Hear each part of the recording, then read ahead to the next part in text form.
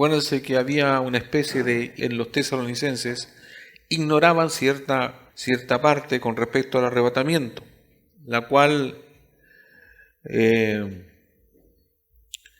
ese ignorar con respecto al día y la hora, ese es el tema, ¿ya?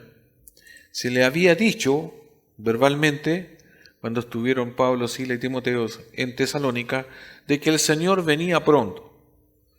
Dentro de eso, estamos hablando de la segunda venida del Señor, pero también el acontecimiento que es como un intervalo o es algo que está intermedio, que el Señor viene en las nubes con su iglesia.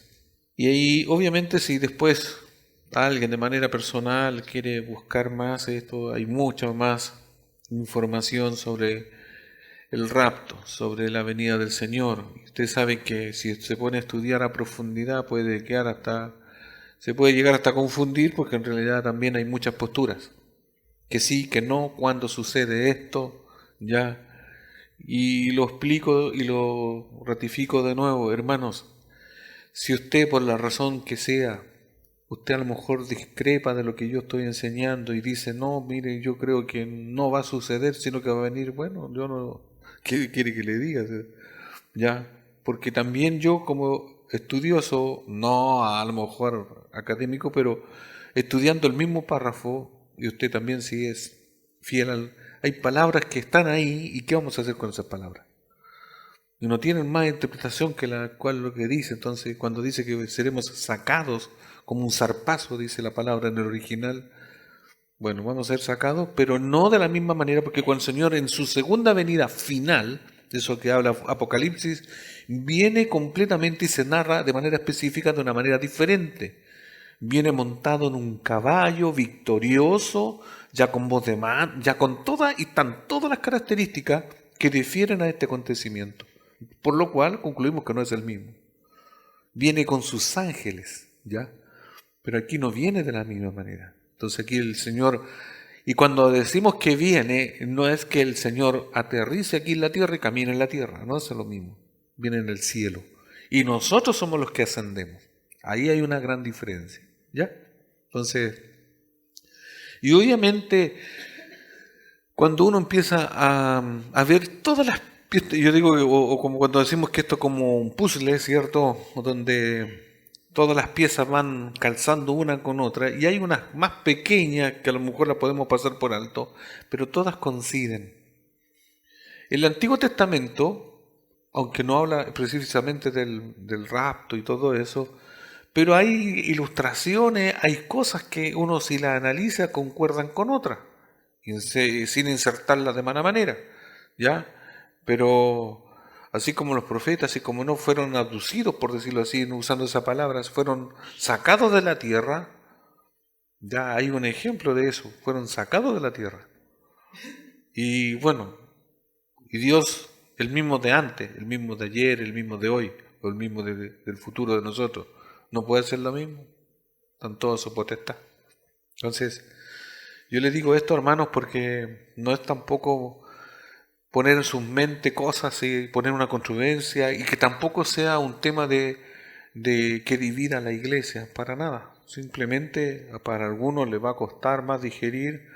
También aquí esta parte no aborda tanto, porque son otras partes que en otra enseñanza temática se podría abordar lo que piensan algunos, que este acontecimiento puede ser antes de la tribulación, después de la tribulación, durante la tribulación.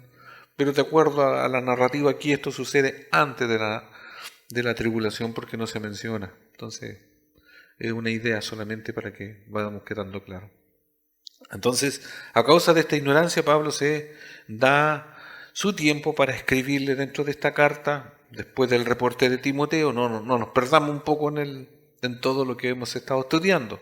Yo solamente estoy recordando un poco. Acuérdense que ellos van hacia Tesalónica, anuncian el Evangelio, también es parte de que el Señor viene.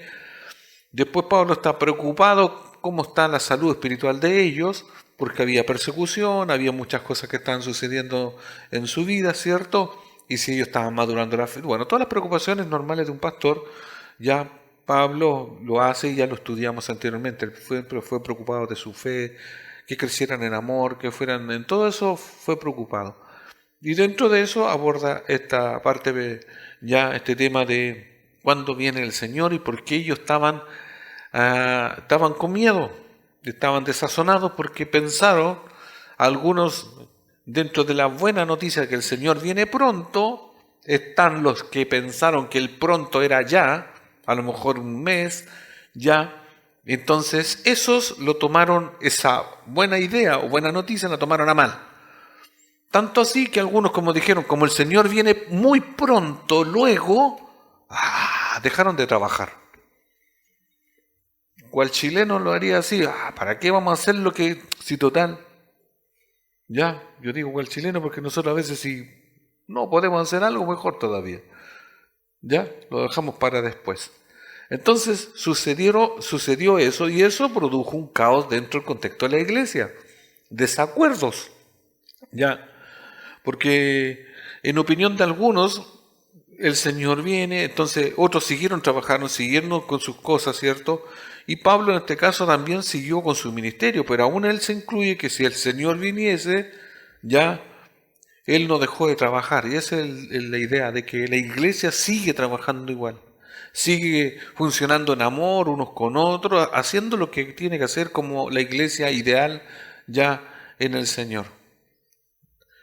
El tema está que ninguno de nosotros nos debiésemos perder, por decir, el ánimo o estar ahí desventurados pensando, será mañana. Escuchamos a alguien que diga, no, si viene la fecha el 25 de no sé cuánto, el 20, y le ponen fecha a algo que no hay fecha. ¿Ya? Entonces, no prestar oídos a esas cosas porque nosotros debemos estar concentrados, así como Pablo y anima a los tesalonicenses a que el Señor sí viene, sí, punto. Y eso es una verdad. Ahora, si nos pilla ya vivos, o como lo vimos anteriormente, durmiendo, porque los que están en Cristo, cuando van ya a la tumba, ellos duermen. Y eso es una manera ya poética de expresar que los suyos tienen un cuidado distinto. Los que no están en Cristo no están durmiendo, están muertos, pero están en tormento. Ya vimos un pasaje anterior que hablaba de el rico y Lázaro. Que hablando con un hermano hace el domingo pasado en la tarde, ese si uno lo analiza a profundidad es bien terrible, porque ese pasaje hablaba de Lázaro, estaba con una sed ya que no se podía saciar. Imagínense, el sentir una sed insaciable siempre. No como la de nosotros, que dice uno tengo sed por una hora, un minuto, un instante. Esa es siempre. Entonces, siguiendo la lógica, la secuencia de los textos, ¿cierto? Pablo explicó ese suceso, ¿cierto? Del arrebatamiento memorable para darles esperanza y consuelo. Entonces, eso es lo que quería explicar, darle, ¿cierto? Esperanza y consuelo. Y le dio una descripción en 4 partes. Y eso es lo que vamos a ver, una de las 4 partes hoy, ¿ya? De las 4 partes hablamos los pilares, sus participantes, su plan y ganancia. Estos 4 pilares es en razón del suceso del arrebatamiento, ¿ya? Para los que ponen atención o anotan, escriben por ahí, entonces Pablo trató de explicarle el acontecimiento del rapto, que es el acontecimiento que viene Dios en las nubes y saca a la iglesia, ¿cierto?, de aquí, de la tierra, y resucita obviamente a los que durmieron, ya para estar en su presencia. En ese sentido, Pablo aquí marca los pilares. ¿Por qué? ¿Cómo? ¿De dónde esto? Por eso cuando hablamos de las bases de los pilares, y eso es lo que vamos a tratar de ver. Y leo el verso 14 al 15. Entonces vamos a ver ahora el primer punto, que es los pilares del arrebatamiento. En 3 partes lo vamos a ver, ya como subtítulo. Los pilares del arrebatamiento, las bases. Verso 14 al 15a. Dice, porque si creemos que Jesús murió y resucitó, así también traerá Dios con Jesús a los que durmieron en él. Por lo cual os decimos esto en palabra del Señor. Solamente hasta ahí. La esperanza bendita del arrebatamiento no tiene su base en las arenas movedizas de la especulación filosófica. ¿Ya? Esto no es una idea vana, una idea que no tiene un sustento. No es tampoco una idea de decirle, hermano, vamos a ser arrebatados. ¿Por qué? Porque sí o porque no sé. No es una idea así banal. ¿Ya? Tampoco es una mitología religiosa o una fábula inventada por personas bien intencionadas para consolar a quienes sufren.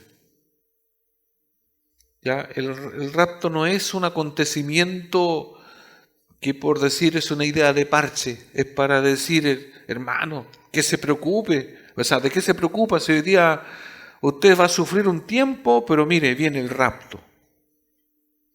¿Ya? Pero con decir que viene el rapto, o que viene este acontecimiento, o que usted va a ser sacado en un momento de aquí de la tierra, de su problema, de su dolor y todo eso, pero que fuese mentira, eso sería absurdo. Entonces no es un consuelo así como así. La maravillosa verdad según el cual el Señor Jesucristo regresará a reunir a los creyentes con Él, se basa en 3 pilares inamovibles. Cuando estamos hablando que el rapto tiene un pilar, pero se subdivide en 3 pilares. Y eso es lo que vamos a ver hoy. ¿Ya? 3 pilares inamovibles. Número 1, la muerte de Cristo, la resurrección de Cristo y la revelación de Cristo. Y se va a dar cuenta que tiene mucho sentido. La muerte de Cristo, la resurrección de Cristo y la revelación de Cristo.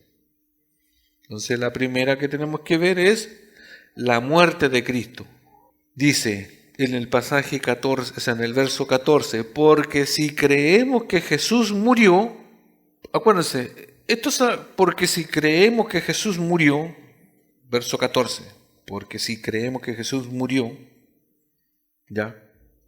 Ese es el primer pilar de la base que estamos hablando, pilar o base del arrebatamiento, que es la muerte de Cristo. Porque el texto mismo dice, porque si creemos que Jesús murió, la conjunción sí no sugiere incertidumbre o duda, sino secuencia lógica. Pablo dice, comillas, puesto que, o con base en el hecho de que creemos que Jesús murió, ciertas cosas se siguen lógicamente. Hermanos, si usted no cree en la parte inicial que Cristo murió, todo lo demás no puede seguir una secuencia lógica. ¿Usted cree que Jesús murió? ¿Cree o no cree eso? Ya. Pero después uno lo empieza a analizar y a profundizar. Porque no es que, si hablamos Jesús como un mero personaje, no es que murió como todos mueren, ¿cierto? Porque al final Mahoma y todo esto, todos esos mueren, ¿ya? La diferencia, obviamente, la vamos a ver en estos 3 pilares, ¿ya?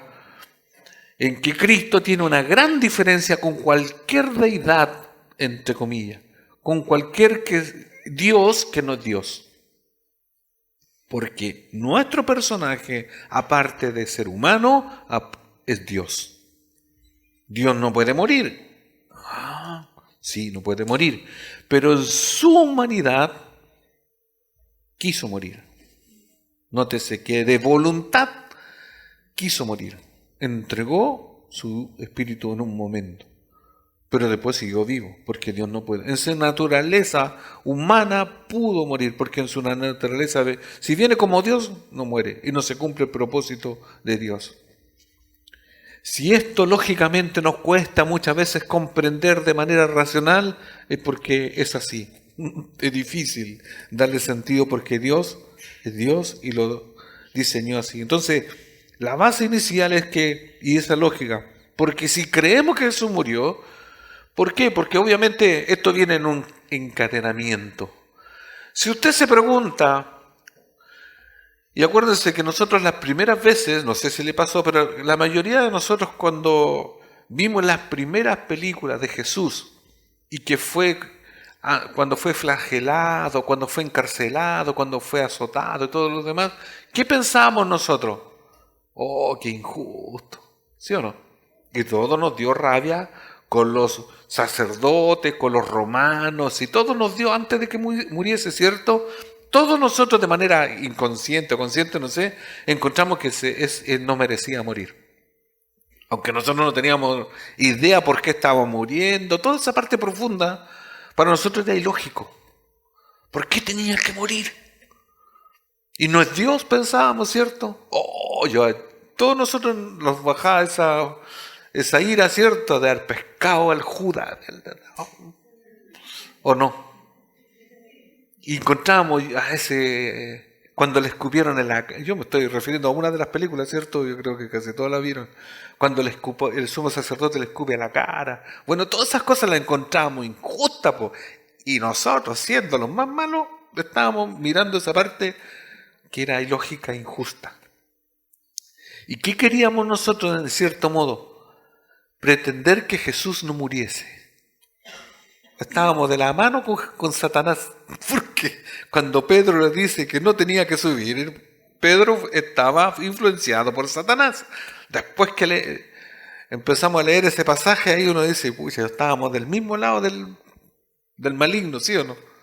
Porque si impedimos que Jesús muriese, ¿cómo nos salva?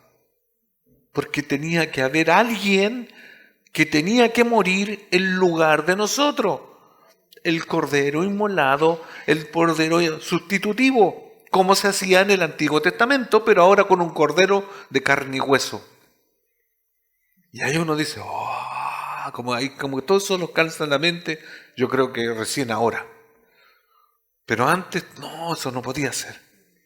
Por lo mismo, el hecho de esto, por eso se pone aquí. Porque si creemos que Jesús murió, entonces es un hecho ya que usted tiene que entender que Jesús murió y tenía que morir. Y a eso le añadimos, ¿y por quién? Y ahí se incluye usted, por mí, por usted. Tenía que morir para que usted y yo fuésemos redimidos o salvados o limpiados, etc. Hay muchas palabras que a veces nos confunden, pero llegan al mismo hecho. Él tenía que tomar mi lugar, porque la Biblia dice que la paga del pecado es la muerte. Y como todos nosotros por nuestros pecados, como decimos muchas veces, por nuestras mentiras blancas, chicas, grandes, y póngale del tamaño y colores que usted quiera, son mentiras. Y por mentirosos teníamos que pagar un precio, que morir.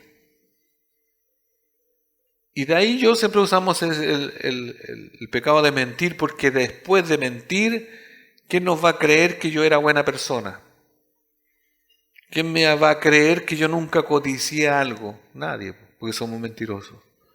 Y por esa culpa, Cristo muere y toma el lugar. Pero si yo lo creo, ese es el hecho.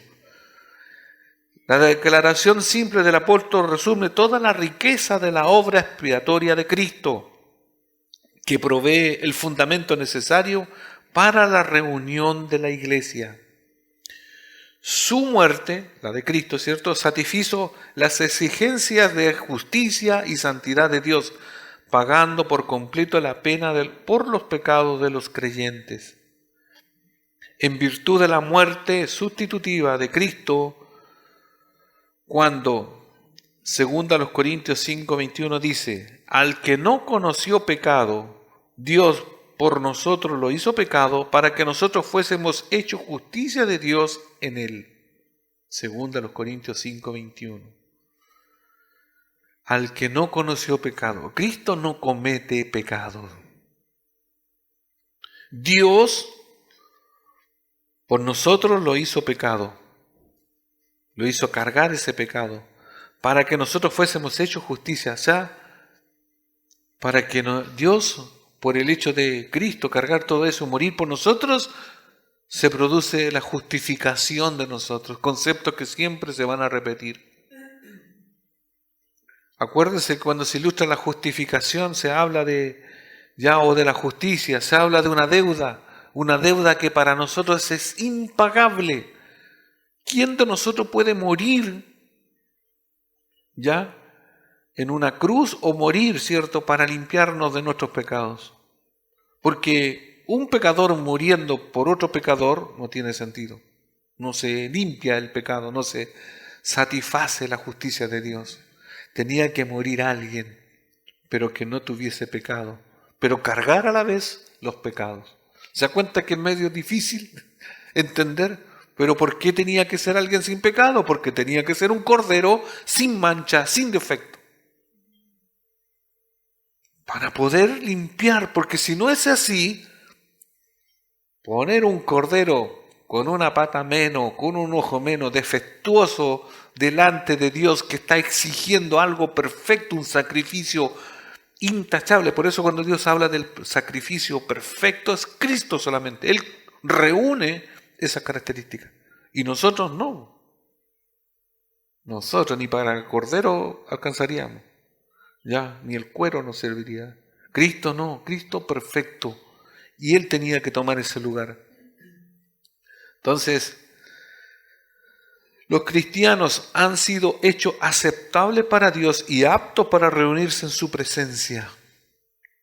O sea, entendamos lo siguiente, hay un hecho que va a suceder, que Cristo viene por los cristianos, viene por su iglesia, viene por los que han creído, no en el rapto, entiéndase, no en el acontecimiento como tal, sino que han creído en Jesucristo que murió, en este caso, ya, y que después resucitó, etc. Pero ¿cuál es el punto? Dios viene por los que han creído en Cristo y que sus ropas, sus vestiduras han sido lavadas en la sangre de Cristo o en la muerte de Cristo. Entonces, por eso Cristo viene por ellos. ¿Se entiende un poco? Porque la mayoría de nosotros, o en su inicio, lo único que nos debe importar es que yo soy un pecador y que necesito que alguien me quite mi pecado. ¿Y quién lo puede hacer? Cristo. Punto. Que después eso va a tener, por decir, una retribución en el futuro, bien, o sea, eso sería como añadido, pero que el Señor me reconcilie inicialmente con Él y me saque esa cantidad de esa carga que yo tenía, no hay un alivio mejor que eso.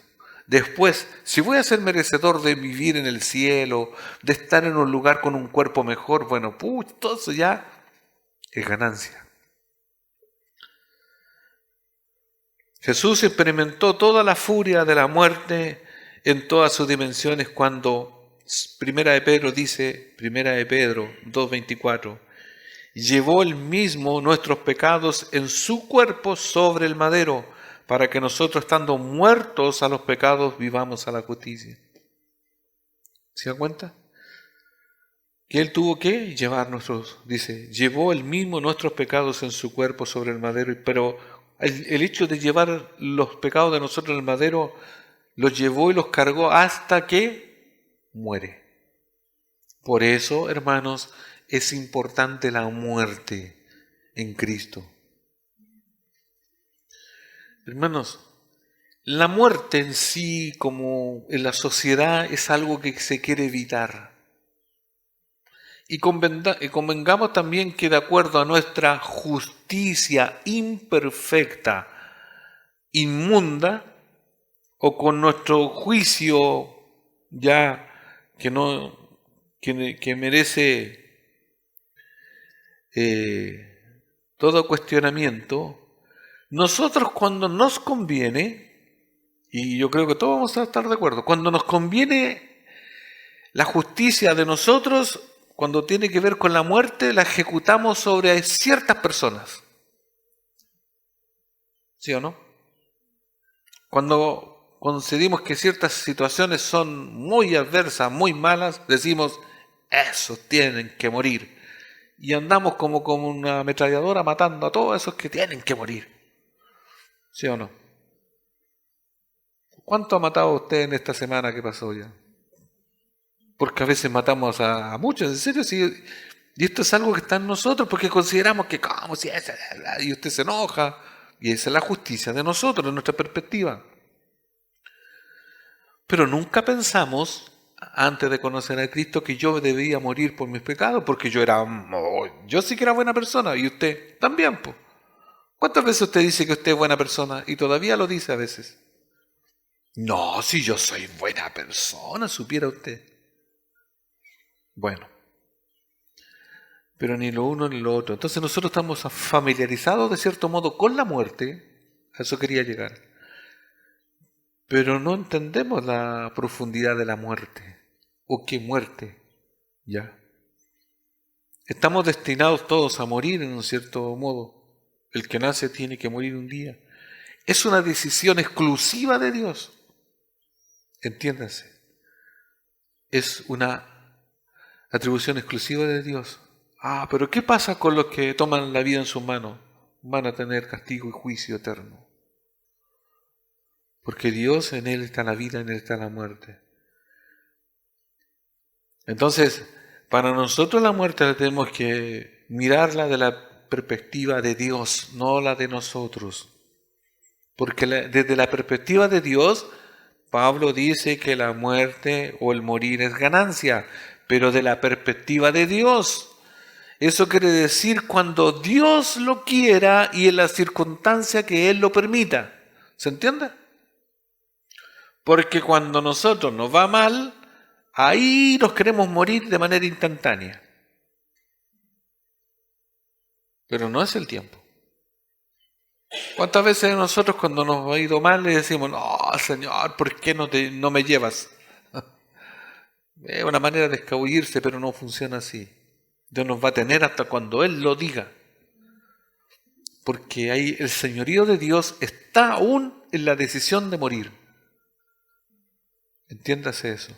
Entonces, el punto cuando yo le digo familiaricemos con la muerte, aprendamos lo que la Biblia dice, no lo que la gente dice o las tradiciones dicen de la muerte.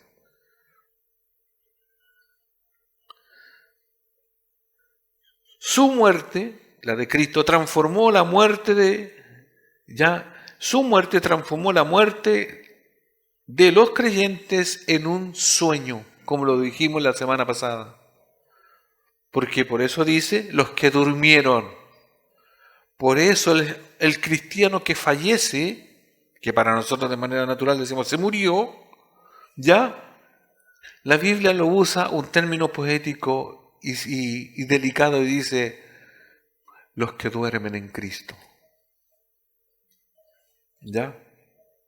Claro, si usted tiene pena por la pérdida de un familiar, igual va a decir, pero se murió. Sí, pero convengamos, está durmiendo.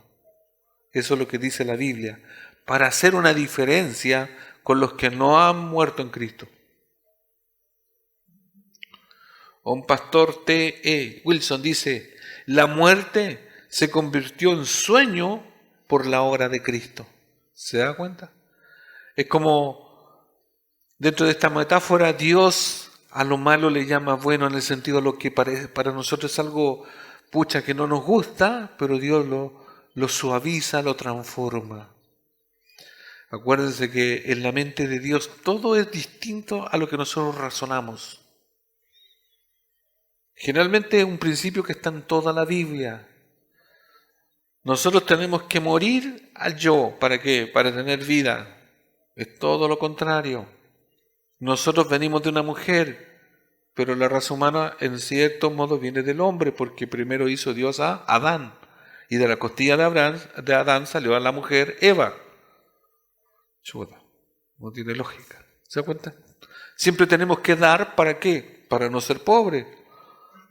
No, pero si yo doy, quedo pobre. No, no es así. Es mejor recibir que dar. No, es mejor recibir. No. Se da cuenta que toda la lógica de Dios es distinta a la de nosotros. Entonces esta muerte para nosotros nos benefició. Cristo hizo que el morir fuera, Cristo hizo que el dormir, o morir, ¿cierto? Pero el dormir para el creyente fuera el nombre de la muerte en el dialecto de la iglesia. Vuelvo a repetir, Cristo hizo que el dormir fuera el nombre de la muerte en el dialecto o en el uso del hablar de nosotros, de la iglesia.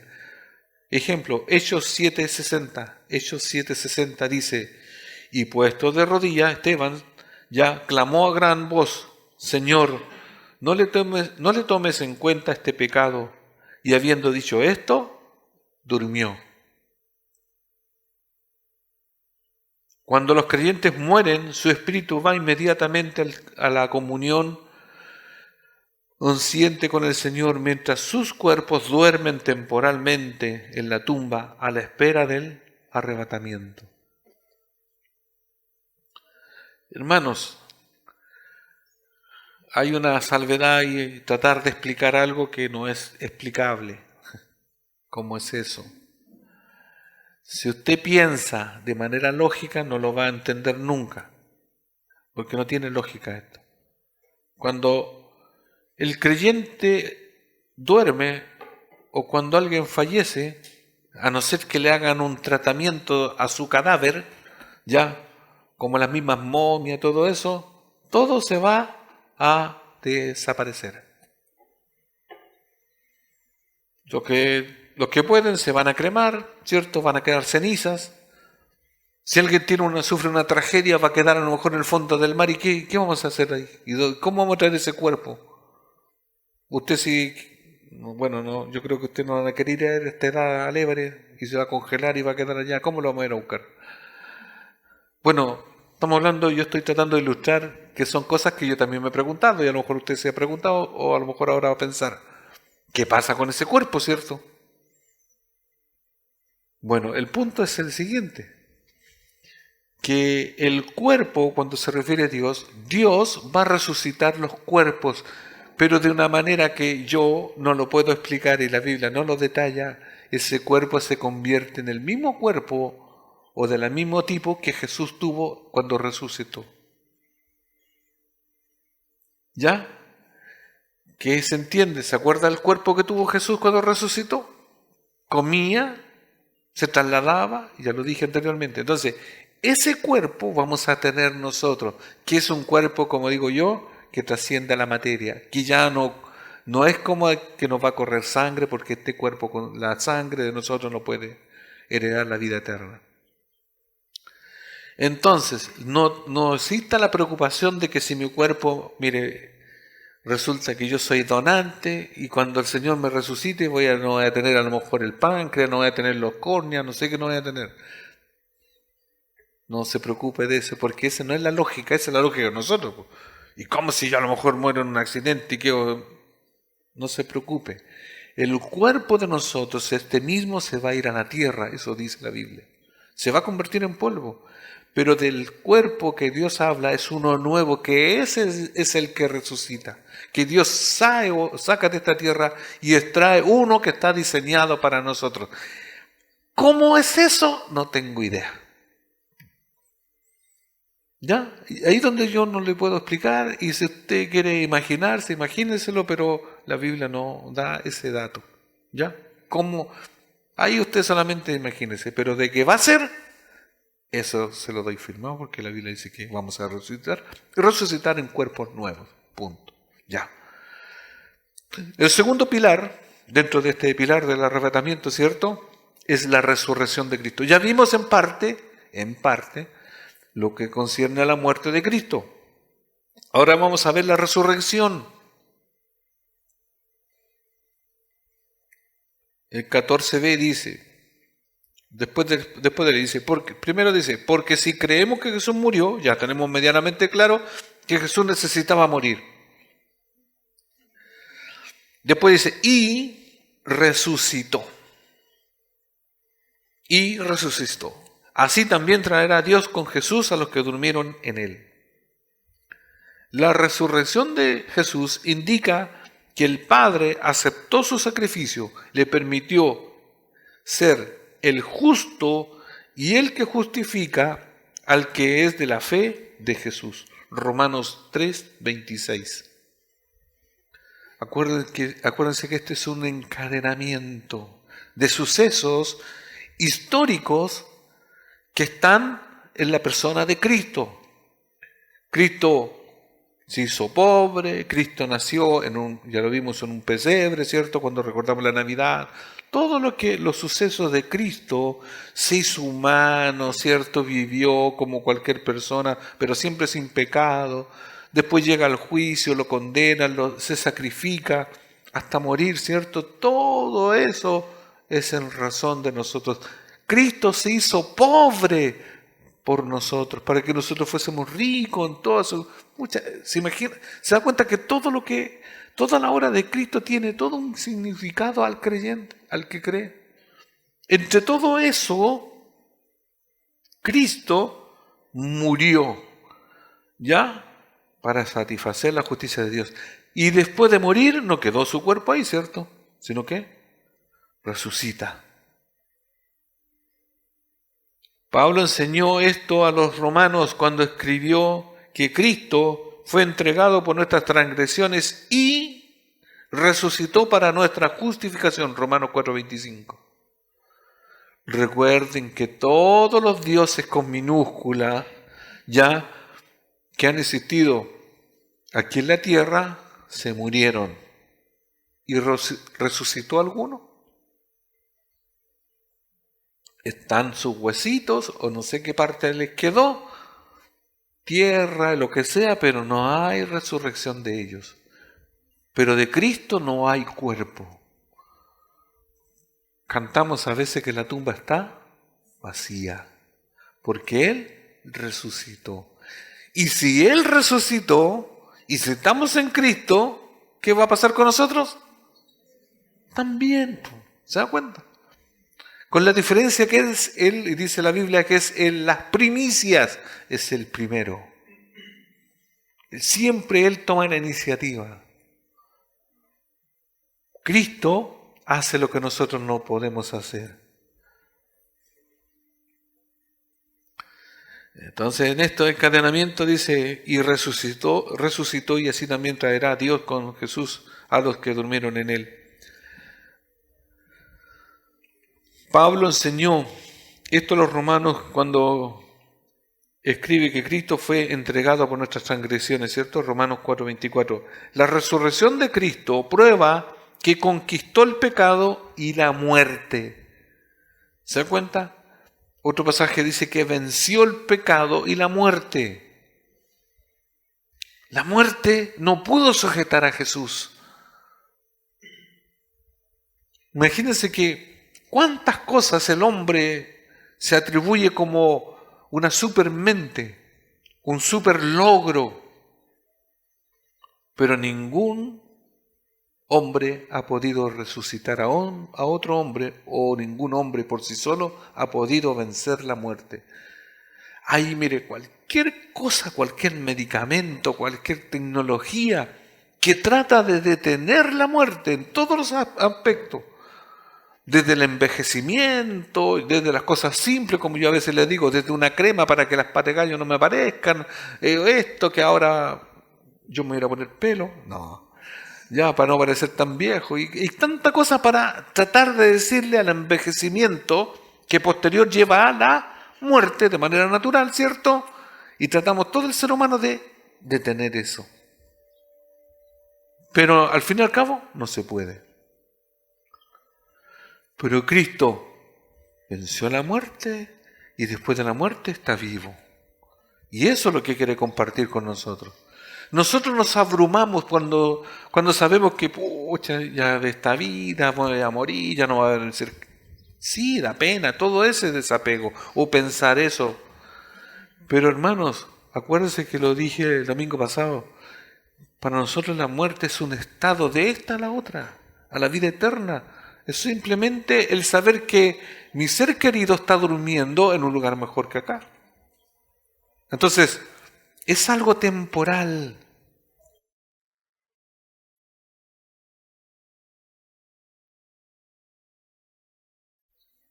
Entonces, la resurrección de Cristo prueba que conquistó el pecado, la muerte y se hizo la fuente de la vida, de resurrección para todos los cristianos. Cristo es la fuente de vida y de vida eterna y de la resurrección, porque Él tiene el poder dado por el Padre para resucitar a sí mismo a su iglesia. Yo a veces cuando lo pongo en perspectiva, yo digo, yo soy inmortal. Y si usted lo piensa, no como cuando uno ve esta caricatura, los de los superhéroes, ¿cierto? Que en parte somos inmortales, ¿o no? El cuerpo natural que tenemos todos sí se va a deteriorar y con cualquier cosita se echa a perder, sí. Pero mi alma, mi espíritu, no, va a seguir. Y usted, si está en Cristo, también. Por eso el énfasis de nosotros de que nuestra familia crea en Cristo, crea en su muerte, su resurrección. Porque vamos a estar juntos por siempre y para siempre en Cristo. Si eso no sucede, usted va a estar separado o nos vamos a separar. Dios traerá a quienes murieron confiados en Jesús de la misma forma en que trató Jesús para que resucitara. O sea, Dios trae a Jesús. Por decir, Cristo muere en la cruz, pero Dios le dio la potestad para que resucitara. La frase así también enlaza la resurrección de los creyentes, de modo que inseparable con la muerte de Jesús, cuando dice Juan 14, 19. O sea, la muerte con la resurrección son inseparables, dice Juan 14, 19. Porque yo vivo, vosotros también viviréis. Hermanos, estas son frases, son palabras dadas de Dios que son segurísimas. Dice, porque si yo vivo, vosotros también viviréis. Son absolutos de Dios hacia nosotros, hacia los que leemos la Biblia. Hermanos, Dios no es como, y no tiene un libro como otros libros de religiosos o de espirituales, donde dice o puede decir algo así. Mire, si usted muere, puede que a lo mejor sea uno de los que de repente vamos a elegir para que usted siga viviendo, una cosa así, como no tiene ninguna seguridad. Aquí es tan simple en el sentido humano de comprender, porque si yo vivo, o sea, Cristo vive, vosotros también viviréis. Y lo dice el Señor.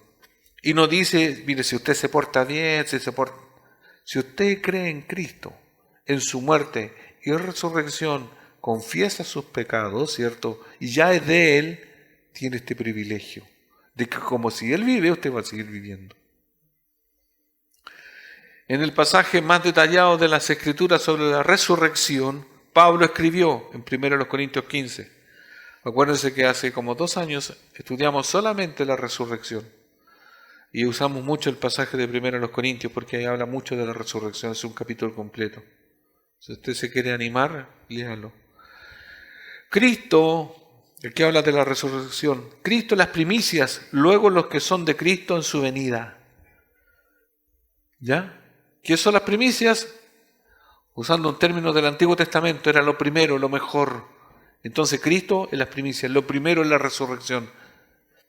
En esa misma epístola, ya que ya había dicho antes claramente, 1 Corintios 6:14, Dios que levantó al Señor, también a nosotros nos levantará con su poder.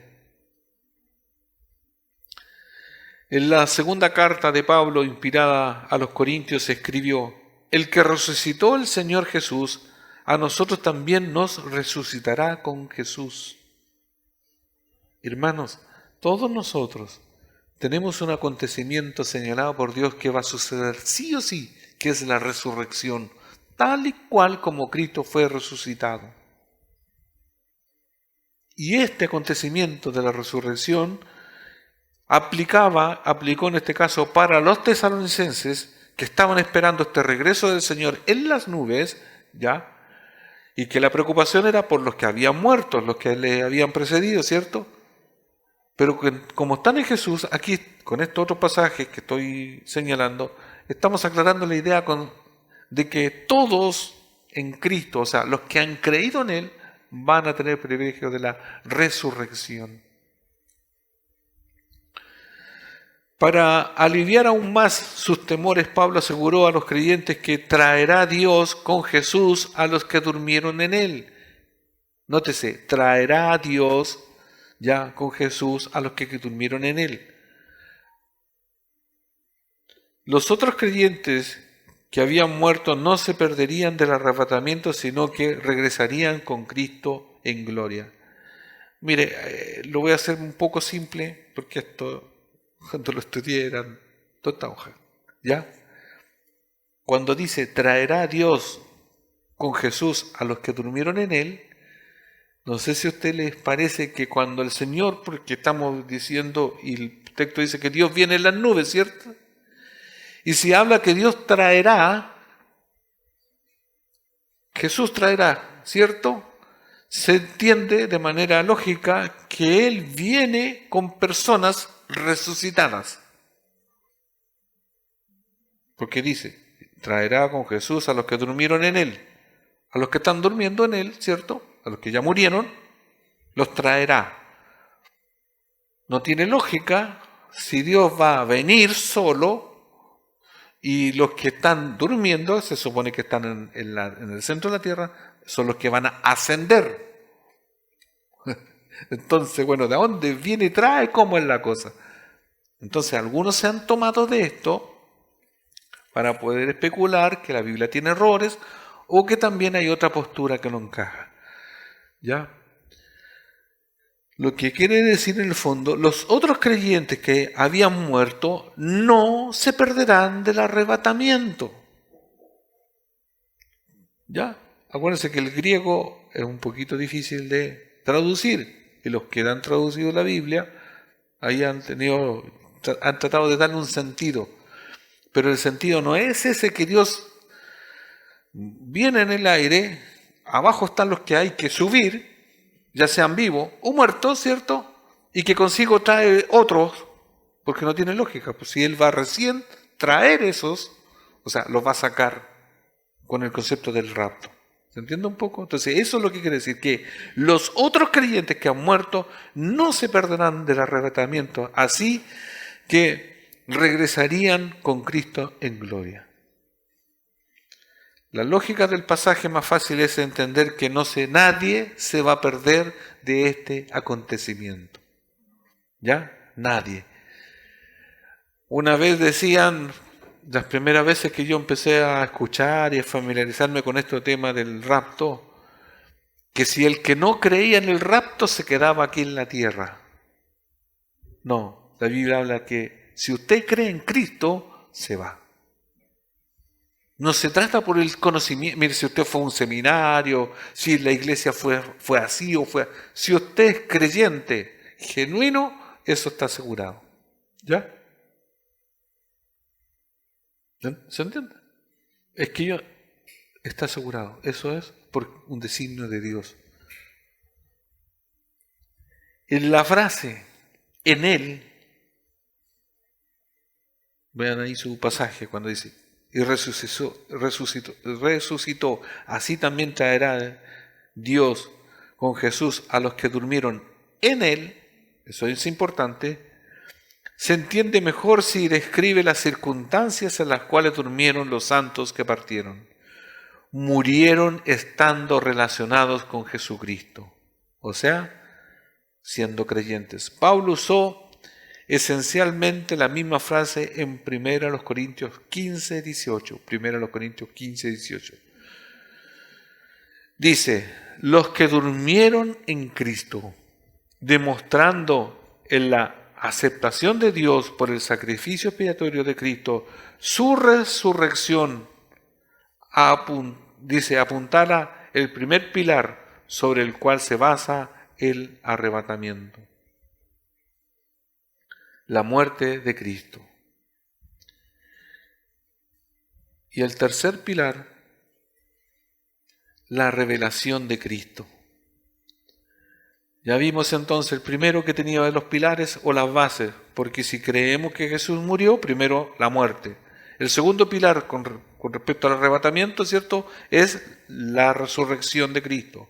Y el tercero dice, por lo cual os decimos esto en palabra del Señor. El tercer pilar es porque Cristo mismo se lo está diciendo a Pablo, o Cristo mismo se lo dijo a Pablo. ¿Se entiende? Miren, en algunos pasajes se entiende que el Espíritu Santo reveló, le dijo a alguien que escribiese tal cosa, ¿cierto? Esa es como la lógica de toda la Biblia, cuando hablamos de la inspiración de Dios. O que Dios quiso que se revelara algo que antes no estaba. Ya. Pero en esta parte habla de Jesucristo y le da la autoridad diciendo que de parte de... Es como decir, oye Pablo, ¿y tú de dónde sacaste esto? Cristo mismo es eso. Acuérdense que Pablo en otros pasajes, cuando dice, y esto yo se los enseñé, cuando hablamos de un texto quiere recalcar la autoridad de quien dijo, cuando dudaban de la autoridad de Pablo, decía Pablo, porque lo miraban y no ninguneaban y decía, este era uno más, ¿no es cierto? Y cuando dice, yo, Pablo, apóstol de Jesucristo, ¿qué decía ahí? Mostraba, por decir así, las credenciales. Yo no soy cualquiera parecido. No es ocurrencia mía. ¿Ya? ¿Se acuerdan que otro pasaje dice? Yo, Pablo, apóstol de Jesucristo, por voluntad, ¿cierto?, de Dios. En este caso, y en este particular, hablando específicamente del acontecimiento del arrebatamiento o del rapto, ¿ya? Dice, por lo cual os decimos esto en palabra del Señor. Y ahí le da, lo que yo le estoy diciendo no es un invento mío, no es un sueño, no, es Jesús, es el Señor que lo está diciendo.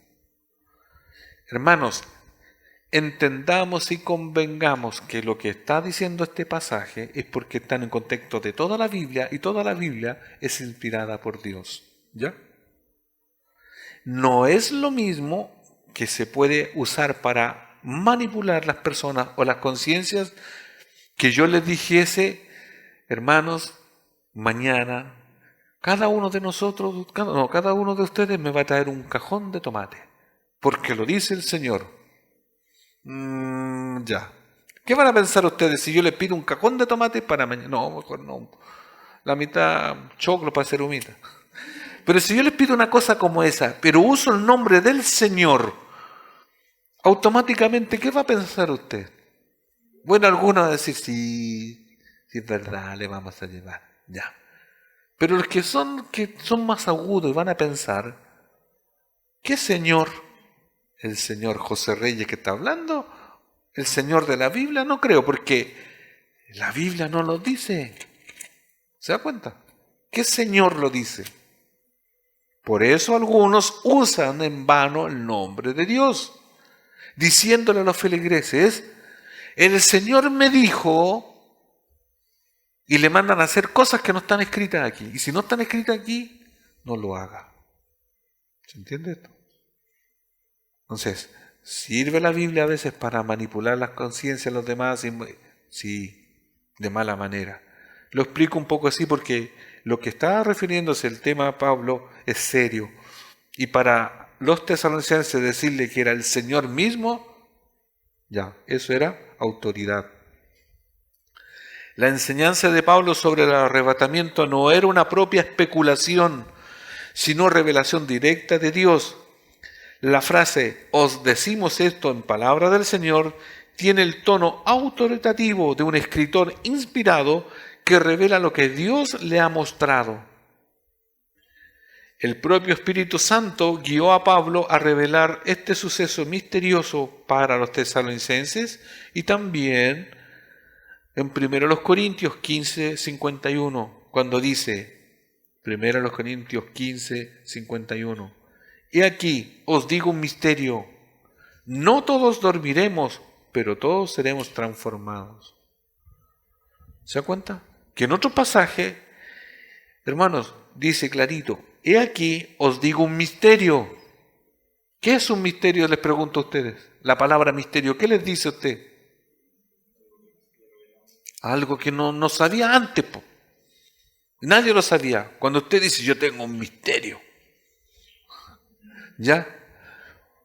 Sí, está bien, hoy día lo misterioso está relacionado así como con cosas, ya. Pero se entiende que cuando decimos algo misterioso es algo intrigante, algo que obviamente no se sabía de antes. Esto con respecto al arrebatamiento, antes, deduciendo o viendo el Antiguo Testamento, no se hablaba y no se dijo nunca. Entonces por eso es algo nuevo. A eso se le llama misterioso.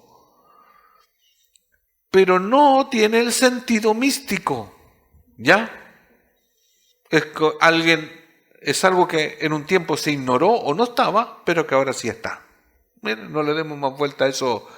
Si alguien le dice, yo sé algo misterioso en la Biblia, que mira, aquí como que el que leyó este pasaje es el único iluminado de lo misterioso. No. Usted y yo leyendo, escuchando esto, ya usted supo el misterio. ¿Cuál? Pues dice, no todos dormiremos, pero todos seremos transformados. Ese era el misterio, que antes no se sabía y que ahora usted y yo lo sabemos. No todos, si Cristo viene en las nubes ahora, ya, nosotros no vamos a dormir. Mire la lógica simple. Ese es el misterio. O sea, nosotros no vamos a ir a... No tiene para qué pagar el cajón, entonces ahorrar.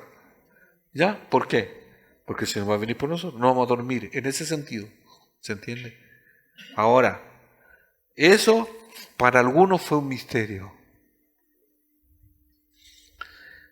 Para resumir, o para terminar, entonces el arrebatamiento no se apoya en el fundamento indeleble de la especulación teológica caprichosa, sino en el fundamento sólido de la muerte, resurrección y revelación del Señor Jesucristo, o el hecho que Cristo es el mismo que lo dice, y se lo dice a Pablo, y se lo transmite a los tesalonicenses, se lo transmite también a los corintios y varios más. O sea, a la iglesia o la iglesia emergente, ¿se entiende? Y a la iglesia de qué? De todos los siglos, a nosotros hoy. Y todos los que pusieron cuidado a este pasaje en todos los siglos desde que es la iglesia, tienen que haber entendido exactamente lo mismo que nosotros. Que el pilar fundamental en cuanto a esto, ya a la venida del Señor en las nubes, es algo que es dado por Dios. No es un invento de un particular. ¿Ya? Ahora, si usted y yo nos quedan dudas, procuremos en el Señor que Dios disipe esas dudas, porque las podemos tener. Detalles, como le dije recién, ese como el cuerpo, si todas esas cosas son dudas, ¿cómo es eso? No hay cosas que no tienen respuesta. Pero lo fundamental, quedemos con la idea de este pilar fundamental para este suceso, es necesario la muerte, la resurrección y creer a la revelación de Cristo. Póngase en pie.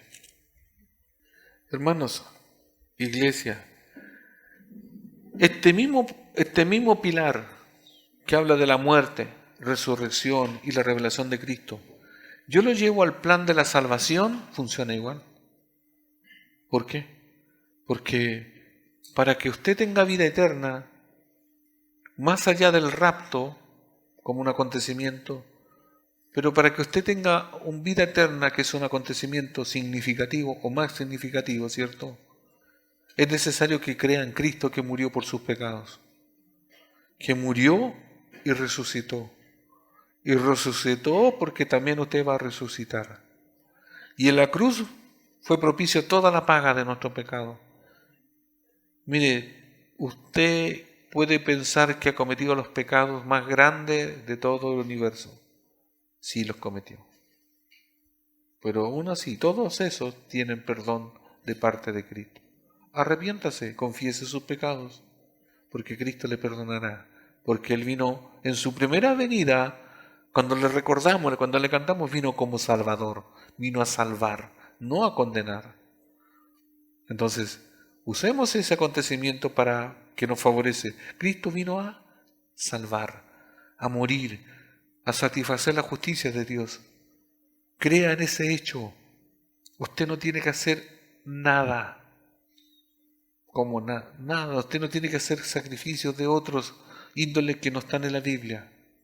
O como dicen las otras religiones, usted no tiene que pagar ni mandas, ni gastar su dinero, no. Crea en el hecho que Cristo murió por usted. Sí, por usted, de manera particular. Confiese sus pecados, rinda su vida. Es el momento para que Dios tenga misericordia y cuando Él venga, le resucite y le lleve en el aire como lo va a hacer con toda su iglesia. Oremos. Padre, damos gracias por este tiempo.